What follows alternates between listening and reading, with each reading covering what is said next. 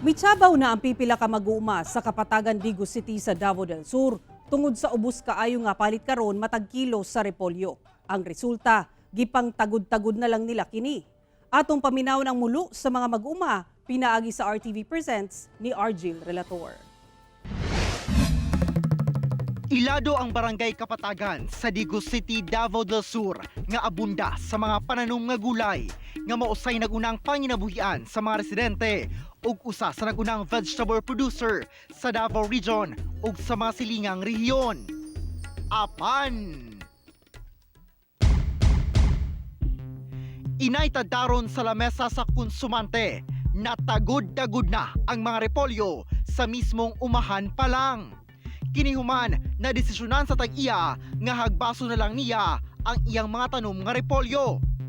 Ang ugat hinungdan, halos pangayoon na lang kuno karon ang presyo sa palit matag kilo sa repolyo nga magdula sa 7 hangtod 8 pesos. Sumala sa tag-iya, nakasugod na sila og harvest apan aduna pay sobra 200 ka sako nga anihunon unta apan na sobra na sa 3 ka bulan og naabda na sa ubos nga palit sa repolyo. Kung sa kabarato, kuha na lang yagpas. Why choice? Kung lugi naman, wala na may mapalit kay panpod kami mag-uuma, sir. Gusto na mo padagpo ng mga tanom. Tapos magkuhan man ang mga buyer, magreklamo. Dili na mahalin. So, amo na lang kang giseleksyonan o katong mga gagmay para mahalin. Tapos, katong mga dagpo, almost 200 sacks o 300 sacks to ang pana ko, na tagtad siya. Sa kapital ni ini nga 180,000 pesos, nakalimpyo ra siya og 100,000 pesos. Busa, alkansi siya og 80,000 pesos. Dili ikalalis ang kadagko ug ang maayong kalidad sa repolyo dinhi sa barangay Kapatagan, Digo City, Davao del Sur.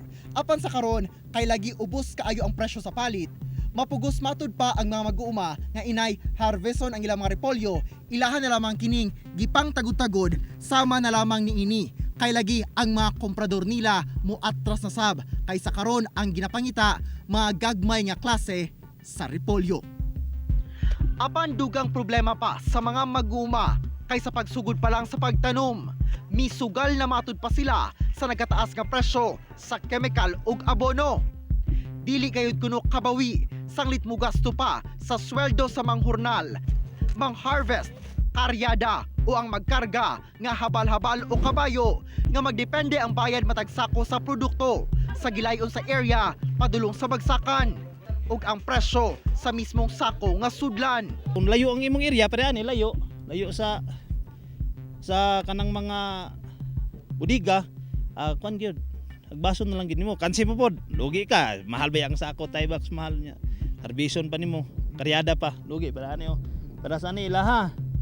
Ang kontrata ni city ang kilo, onya ang biyahe ani nago ni sa mga 150 ang biyahe. So ang expenses sa usa ka sako ani nas mga 200 nya. Imo ning balansyon timbangon ang halin pod ani 400 ra. Nabala kasab si Efren, sanglit duna sab siya anihunon, apan posibleng mahulog sab kini sa hagbas.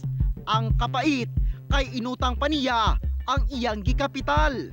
Kana mga 100 na kapin among gasto ana, nya utang pa jud. Magdagdag na po na sa utang. Di masilbi ang kuanay. Maglisod mi og palusot dito nya ang trabante pa kaon pa. Kansi na kayo mo tapal na pud mi og maharbison gina mo pugos. Ang mag-uumang si Felizardo natagam na kuno sa kaubos sa palit sa repolyo. Busa, wala na kini nananumpa og balik. Humano wala siya kabawi sa ulahing harvest. Ako nag-replod mga duha na katuig wala ko kausap kay Ano man? tungod ng ani lagi o nga maaptag barato mga igorog tago di nakakabawi. Pildig ang kapital. Unsa ba ang ugat hinungdan sa pag-ubos sa palit karon sa repolyo? Kana ang atong sayron pinaagi sa pahayag mismo sa mga komprador sa ikaduhang hugna ni ining RTV Presents. Kauban si Leo Arcajes sa kamera. Ako si Argil Relator para sa One Mindanao.